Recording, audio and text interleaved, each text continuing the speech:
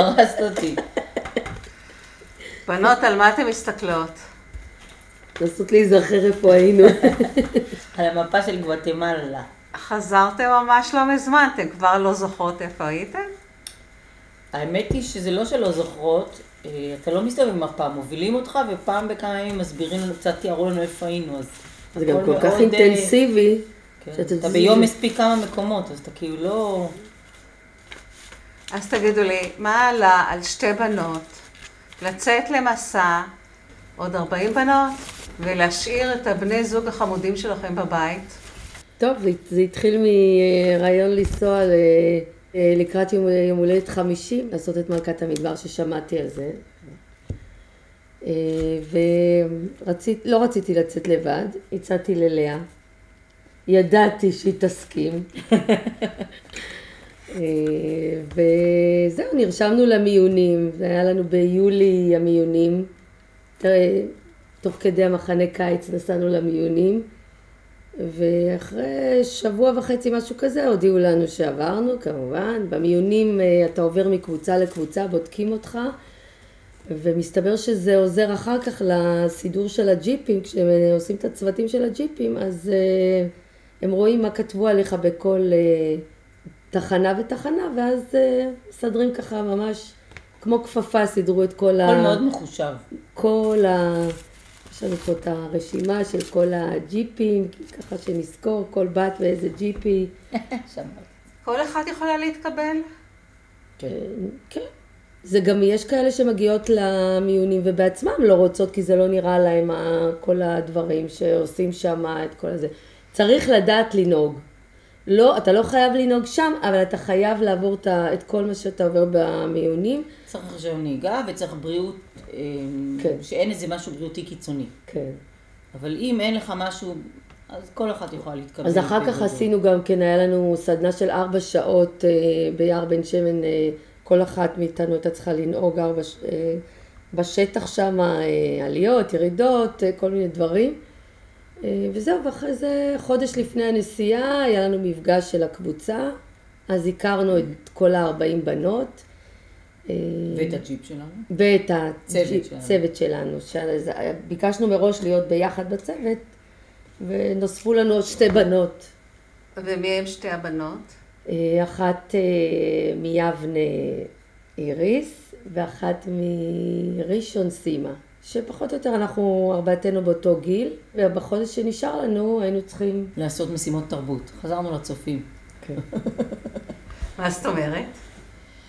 מקבלים משימות. כל צוות צריך לקבל, צריך להכין פעילות תרבות אחת, וצריך להכין צ'ופר אחד, וצריך לתכנן את היום, שהוא יהיה יום תורן, מה הוא ייחד אותו ביום תורנות שלו. צריך להיפגש, לדבר, להכיר אחת את השנייה. ומה הכנתם? ולהתארגן.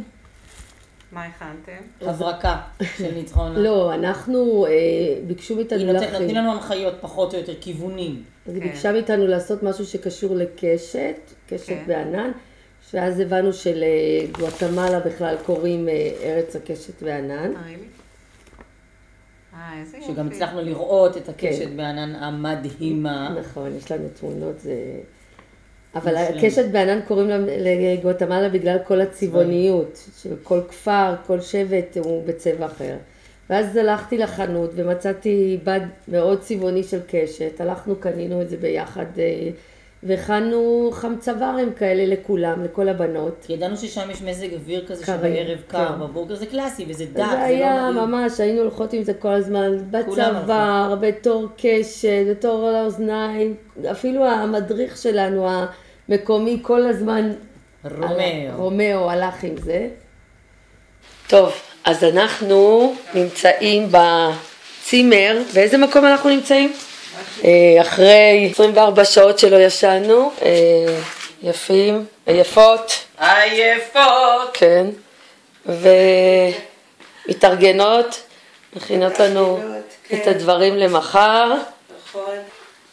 טסנו 5.5 שעות למדריד, ואחרי זה טסנו עוד 12-11 שעות עד לגואטמלה. ונסענו עוד איזה 3.5 שעות. בקיצור, נסענו ובאנו לפה לצימרים האלה. חיכה לנו ארוחת ערב מפנקת עם מרק חם. עכשיו אנחנו מכינות את התיקים שלנו למחר, והולכות לישון לקום ב6 בבוקר. 1, 2 ושלום! יאללה, נסיעה טובה! מתחילים. אז כן, ניצחונה, איפה אנחנו נוסעים? אנחנו איפשהו בתוך ענן וגשם. ולא קר כל כך בחוץ. ויער טרופי. כן. וחוויה.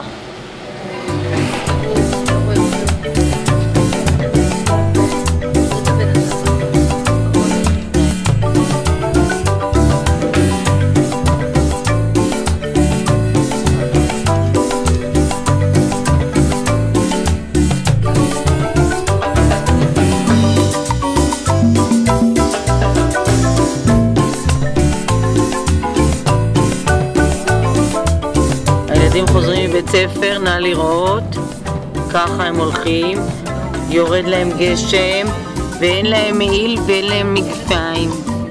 והם עם סנדלים.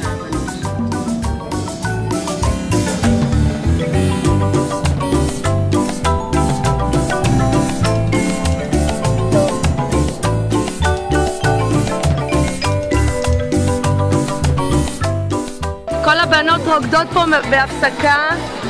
יש מוזיקה טובה. וואלה, היא נוהגת.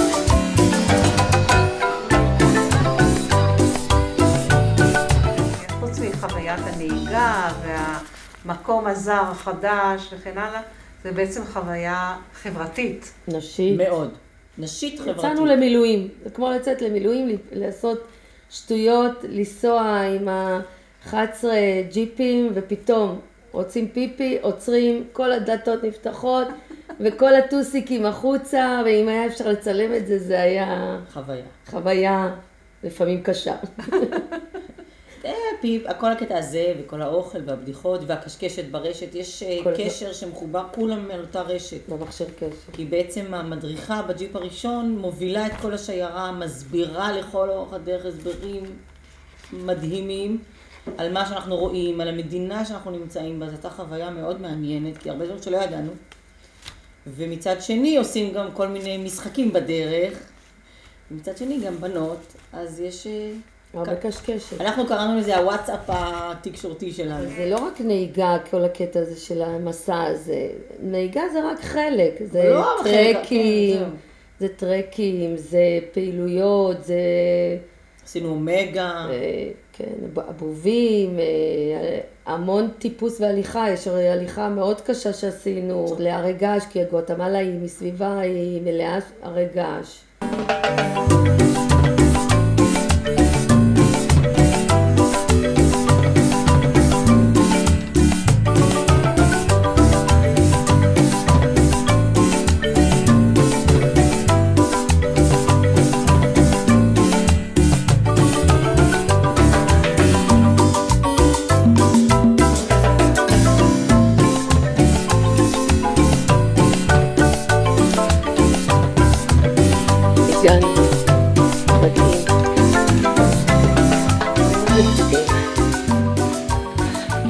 חלק מהמסע המאוד מיוחד שיש בזה, אני קראתי לזה שזה בעצם החופש, למרות שזה כאילו לא חופש, כי אתה בעצם לא יודע לאן אתה הולך, מה אתה עושה, אתה לא יודע מה אתה תעשה בעוד שעה, אתה לא יודע איפה תישן, אתה לא יודע כלום.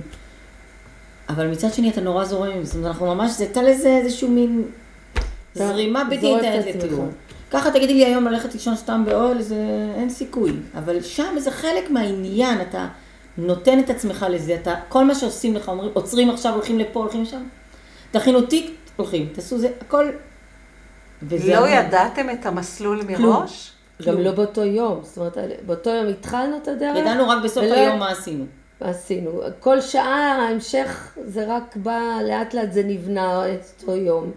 גם הלינה וגם פתאום מחליטים שיש, קראו לזה happy hour, שאנחנו, הנהגת נשארת, ואז כל הבנות מקבלות מספר ומתחלפות ככה בג'יפים, להיכרות, עוד פעם להכיר אחד את השני. או לילה אחד פתאום אמרו לנו, מתפזרים, ישנים עכשיו, ככה ישנו ביחד כל פעם, ישנים מעורבב, כל הג'יפים, פתאום אתה, זה משהו אחר, ואתה צריך להיות מוכן לזה, עכשיו קחו בגדי ים, עכשיו תביאו ככה, זה דינמיקה מאוד מיוחדת, וזה חוויה.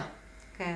גם היה לנו גם הכל בג'יפ, זה היה ג'יפ טנדר, 4x4 כמובן, ומאחורנית בבגז שהוא סגור, היה לנו אוהל שהם סיפקו לנו, היה לנו מזרונים שהם סיפקו לנו, מחצלת, והיה לנו גם קופסה של כלי אוכל, שבכל מקום שהגענו היינו מוציאים את הכלים שלנו, וגם שוטפים את הכלים שלנו. ולנו גם היה את הקופסה של ערכת קפה. היינו אחריות גם על ערכת קפה נוסף לכל.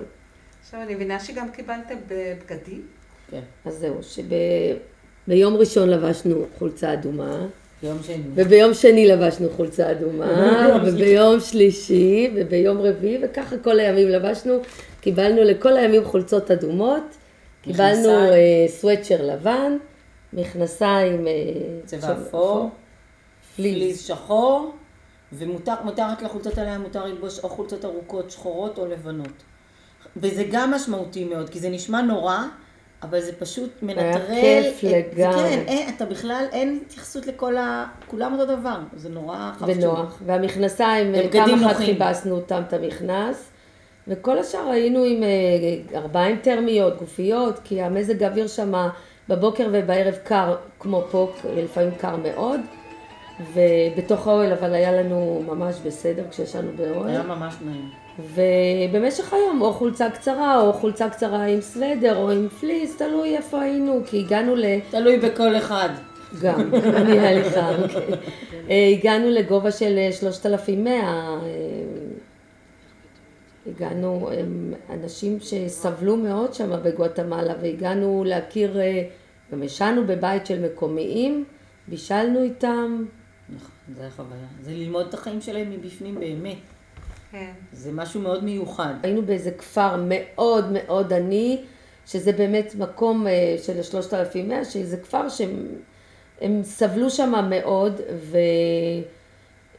ושמנו את הג'יפים בצד, תמיד היינו נותנים את המפתחות לזה שהיה איתנו, היינו נותנים את המפתחות, והתחלנו ללכת ככה, הסתובבנו, נכנסנו לבית לראות, הם גרים איזה 20 איש בתוך ריבוע חשוך ואפל, תנאים, כאילו, כל הזמן שאלנו מעניין איך הם עושים ילדים, כי זה חשוך. לחזור חזרה לג'יפים שלנו, הם ראו שזה לא הולך לקרות, אנחנו לא נגיע לג'יפים שלנו וזה מרחק קצר, אבל כל המקומיים כאילו איתנו ועלינו, שאין מצב שנגיע לג'יפים שלנו, אז ארגנו שם איכשהו איזה 3 טנדרים כאלה, הקפיצו אותנו שנייה לג'יפים שלנו בשביל שנוכל לצאת מהמקום הזה.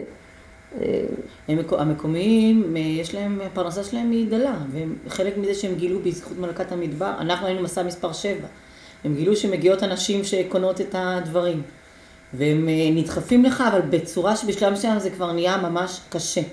בכלל, היה מאוד קשה לראות את תנאי המחיה שלהם, זה היה קשה. אבל אתה מסתובב שם כאילו כמו במדינת הגמדים, אני הייתי גבוהה שם, זה היה כיף, כי כולם שם קטנים, הגברים, אנשים, הילדים, הם מאוד מאוד קטנים. אנחנו פה רואים קשת וענן.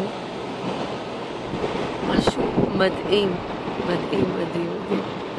קשת שלמה לגמרי. איזה יופי. מה היה השיא? כל הזמן, במוטו שלהם זה כשתחזרי תביני.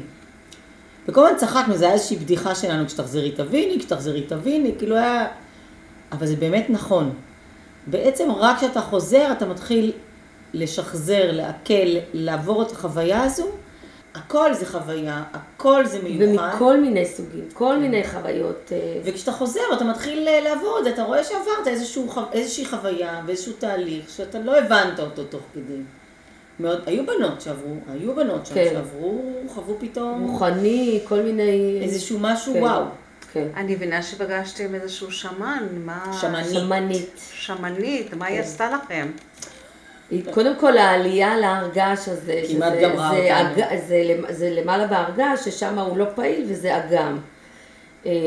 עלייה מאוד קשה, אז הגענו למקום הזה, ועוד פעם, הם תמיד עושים ככה, אופס, הגענו, ובמקרה יש פה מישהי שעושה טקס. אבל באמת, אתה רואה שסביב האגם הזה יש כל מיני מקומות שעושים טקסים שם. זה מקום קדוש שלהם. זה מקום קדוש שלהם.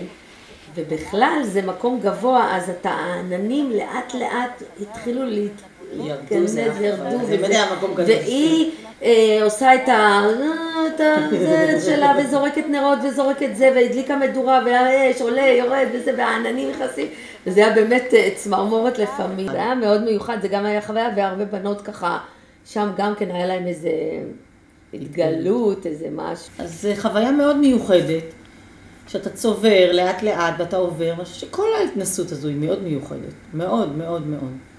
ועם השמאנית, מעבר לטקס, זה גם כל הקטע שאתה עולה ויורד, ויש שם איזשהו... ועננות, יש שם איזה מין הרגשה כזאת. ואתה יושב לך, הכל בהיר, פתאום יורד ענן, ממש אתה מרגיש שהענן יורד עליך, ואז הוא נעלם, זה מאוד מיסטי כזה, מאוד מיוחד. 1.5 לפני, בערך שהגענו לשם, אז התפרץ הרגש ליד אנטיגואה. פקאיה. הרגש פקאיה שהוא התפרץ, ולשמחתנו יכולנו להתקרב כמה שיכולנו, אבנים עוד חמות השתזפנו, עשינו מרשמלו על האש. ועשינו מרשמלו בין האבנים, נתנו לנו מרשמלו, כמובן שהגענו עד מקום שהנעליים שלנו עוד נשארו בסדר, לא נמסו. כי מסעות קודמים הצליחו לעלות עד למעלה. כי זה לא היה פעיל ויכולו לראות, אבל לנו זה הייתה באמת חוויה, יש לנו פה, הבאנו קצת אבנים ככה. שהם היו חמות. זהו, זה הגיע לתיק שזה היה עוד חם, זה פשוט מאוד חוויה, גם כן, גם עלייה מאוד קשה, קצת עם הג'יפ וקצת ברגל, זה גם גובה מאוד גבוה, אז אתה קשה, ומעל העננים, באמת, עליות. באמת הייתה עוד חוויה אחת, זה שהגענו לאיזה מקום ועשו לנו איזה מדיטציה כזה, ישבנו, ואז הביאו לנו, הבנות שהיו אחריות על הצ'ופר באותו יום, הביאו קופסת דואר וקיבלנו מכתבים מהבית, שזה היה גם הפתעה. זה היה קטע שחילקו את הטישואים וכל אחת ישבה וקיבלה מכתב מהבית, כמו ממש בהישרדות שאתה רואה ואתה מבין, זה היה מה זה רגע גם מאוד מרגש. לא היה קשר עם הבית במשך המסע? היה לנו, גם זה השעות, זה 9 שעות הבדל, אז אתה צריך לתכנן, צריך... הם מאוד ממליצים, די בצדק, לנסות כמה שאפשר להתנתק. אז אתה גם יודע שאם קורה, אם צריך אותך, יש אפשרות להשיג אותנו, כי יש את התקשורת למדריכים. כן. אז חלק מהחוויה זה באמת להיות, זה מספיק רחוק בשביל שאתה תהיה עם עצמך. זו חוויה מאוד מיוחדת. עשינו גם יום אחד אומגות, שזה 8 אומגות מצד אחד של ההר לצד השני, שזה בגובה של 300 מטר. שגם עלינו למען האומגה. כן, עלינו, עברנו גשרים על חבלים כזה. האומגה זה היה מדהים. למה? כי זה כאילו מפחיד לה בהתחלה, והנוף מהמם מלמעלה. זאת אומרת, ואז אתה כבר רוצה עוד פעם כדי לראות שוב את הנוף, זה מין איזושהי חוויה. אתה הולך כאילו מצד לצד, אבל הקטע הוא שאתה עם כפפות ועם חתיכת אור בקוויה. אתה צריך לראות את ההוא למטה עם הדגל האדום מנפף לך, ואז כשהוא עושה את זה אתה צריך להתחיל לעצור על הכבל לעשות חזק, וזה היה קטע מלחיץ, כי לא ידעת, יאללה שירים כבר את הדגל שנתחיל לעצור. אבל זאת חוויה מאוד מיוחדת, היה נחמד. הגענו למקום ששם היינו צריכים לעשות גם את הפעילות שלנו, התרבות, אז עשינו פונץ' חם, הבאנו מהבית בקבוקי יין, סחבנו איתנו ככה ארבעתנו בקבוקי יין, קינמון, ציפורן, כל מה שצריך, ושם הם קנו לנו פירות ותפוזים. לא יכולנו לעשות את הפעילות שלנו בגלל אז המשחקים לא התאימו, כי הבריכות זה היה מעיינות חמים וזה היה ממש כיף, בחוץ קר מאוד. תוך המים, אז עם הפונץ' חם היה, והמוזיקה היה נורא. אווירה ממש טובה. כל צוות נתן איזה שהם צ'ופרים נחמדים. זה כל הצבעוניות שלהם, זה שקיות של השוקולד, של קפה, התיקים שלהם, סינר, זה סינר מאוד פייני לעיר שהיינו בה. בכל עיר, הם לובשות את הסינרים האלה, אבל בכל עיר זה בצבע אחר. יש ערים שראינו שזה בכחול, יש בירוק, יש באדום, יש כתום ראינו, כל מיני. וזה מייחד, ככה אתה יודע לאיזה אזור הם שייכים, או לאיזה עיר, או לאיזה שבט במאיה. ולסיכום. שווה, מומלץ. מאוד, מאוד, מאוד, מאוד, מאוד. יקר?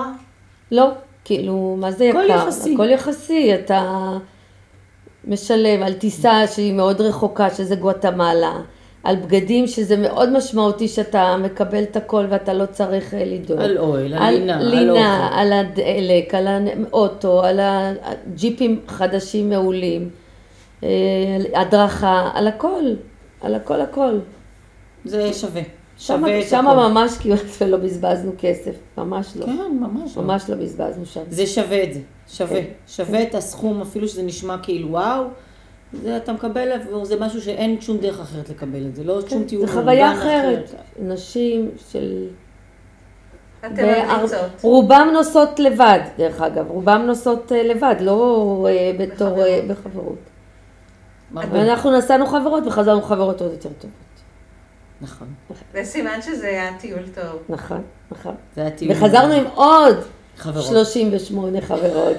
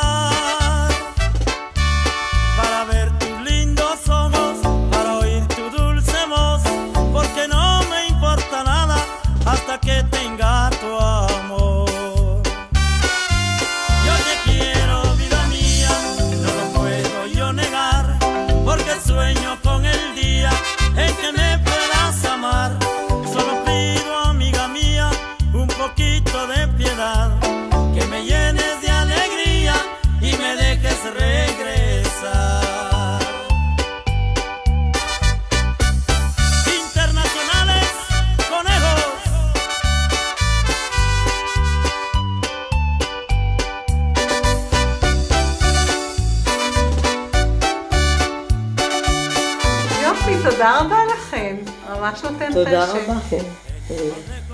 תודה.